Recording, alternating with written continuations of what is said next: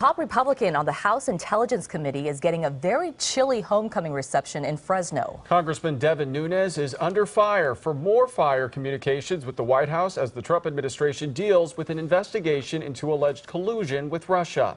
KCAL 9 political reporter Bryan joins us now with the latest. Dave. This probably wasn't what the congressman was hoping for, heading home. Of course, it's not unusual for Congress members to head home for the weekend, especially if they're under fire. But if Tulare Congressman Devin Nunes thought he would find peace and contentment at home in California, well, it wasn't exactly a homecoming celebration for him in Fresno, right down to an anthem, which you may not recognize.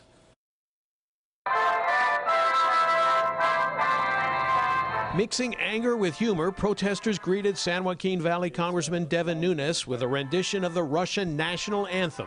But Nunes snuck into a back door of the banquet hall where he changed the subject, speaking to an agricultural group about water issues in the valley. Hey, hey!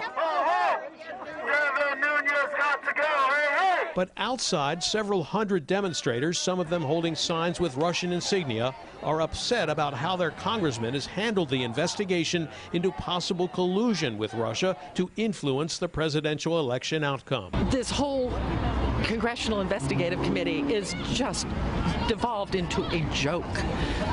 He needs to recuse himself or to take it seriously. We want to find out what happened with Russia.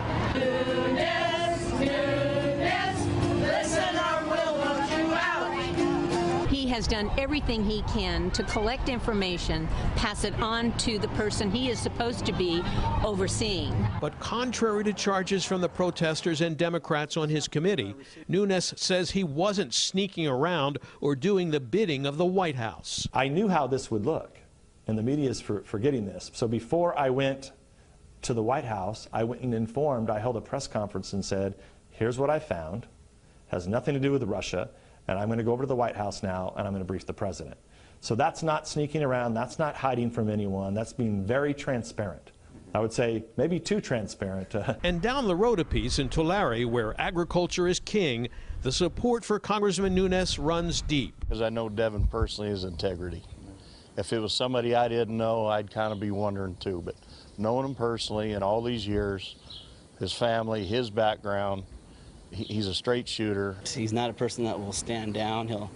If he believes in something, he's gonna pursue that and make it right. Nonetheless, some protesters believe next year may be the year Nunes could be more vulnerable than ever before. If you had asked me 2 months ago, do you think we could unseat Devin Nunes, I would say, not really sure. We'd like to. Every day that has gone past in the last 2 weeks, we think we can. But in fact, the numbers in last year's election show Nunes' seat is about as safe as any seat in the House, having been reelected with nearly 70% of the vote in November.